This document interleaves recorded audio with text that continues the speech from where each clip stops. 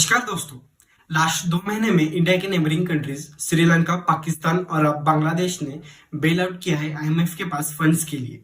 बांग्लादेश एक economic crisis से गुजर रहा है और वहां के लोग श्रीलंका की तरह रोड्स पर आ गए प्रोटेस्ट के लिए। दोस्तों, इस वीडियो में जानेंगे कैसे बांग्लादेश एक डेवलपिंग कंट्री बनते इतने बड़े इकोनॉमिक क्राइसिस में चला गया। वीडियो को एंड तक जरूर देखना और शुरू करने से पहले सब्सक्राइब जरूर करना।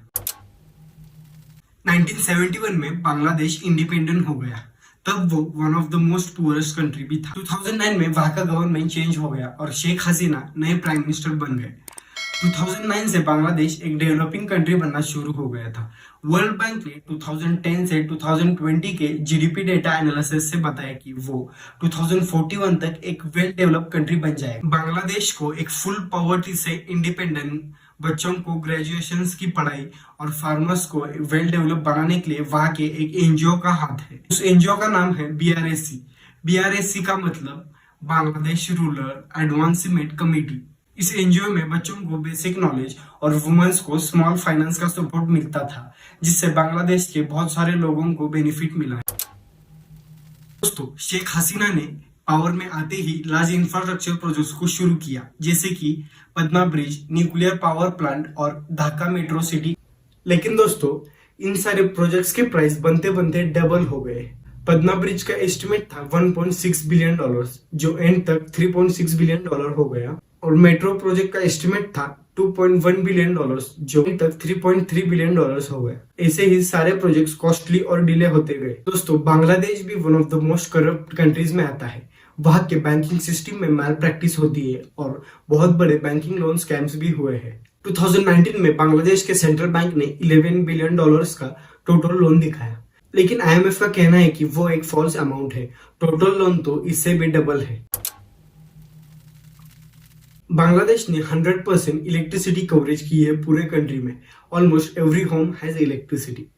एक डेवलपिंग कंट्री के लिए इंडस्ट्रीज चाहिए और इंडस्ट्रीज को चलाने के लिए चीप और रिलायबल इलेक्ट्रिसिटी होना बहुत जरूरी है। प्रदेश की 63% ऑफ इलेक्ट्रिसिटी नेचुरल गैस से बनती है, लेकिन कोविड-19 और यूक्रेन रशिया वॉर की वजह से पूरे वर्ल्ड में नेचुरल गैस की शॉर्टेज हो गई, जिसके चलते बांग्लादेश में इलेक्ट्रिसिटी क्राइसिस शुरू हो गई। 2010 से 2020 तक बांग्लादेश ने $7.1 बिलियन के इलेक्ट्रिसिटी सब्सिडीज पे की है, जिसके चलते उन्होंने एक शॉर्ट टर्म सॉल्यूशन निकाला। और फिर वहां के ऑफिशियल्स ने एक न्यू पॉलिसी शुरू की, QRPP, quick rental power plants, जिसमें प्राइवेट कंपनीज पावर प्लांट्स के इंफ्रास्ट्रक्चर्स को डेवलप करेंगे और फिर गवर्नमेंट उनसे इलेक्ट्रिसिटी परचेस करेगी। क्विक रेंटल पावर प्लांट्स के एग्रीमेंट्स पर 100% पेमेंट्स की डील है। अगर बांग्लादेश वहां की इलेक्ट्रिसिटी यूज करेगी या फिर ना करेगी, उनको कंपनीज को 100% पेमेंट करना पड़ेगा। उस पॉलिसी में एक इंडियन कंपनी भी है, अदानी पावर, जिसे बांग्लादेश 25 इयर्स एग्रीमेंट पर $11 बिलियन पे करेगी। दोस्तों, बांग्लादेश का अब एक स्ट्रॉन्ग पॉइंट ही एक वीक पॉइंट बन गया है, और वो है टेक्सटाइल।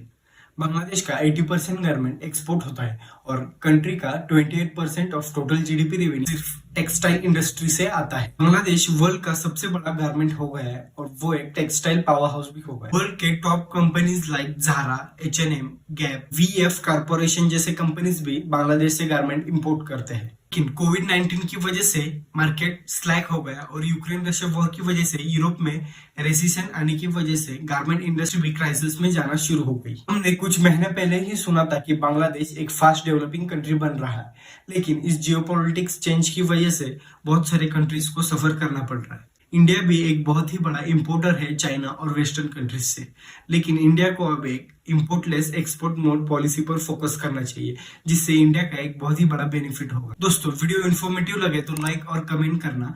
वीडियो को आपके फ्रेंड्स, फैमिली और रिलेटिव्स के साथ शेयर जरूर करना। धन्यवाद दोस्तों, मिलते हैं अगली वीडियो में। जय हिंद।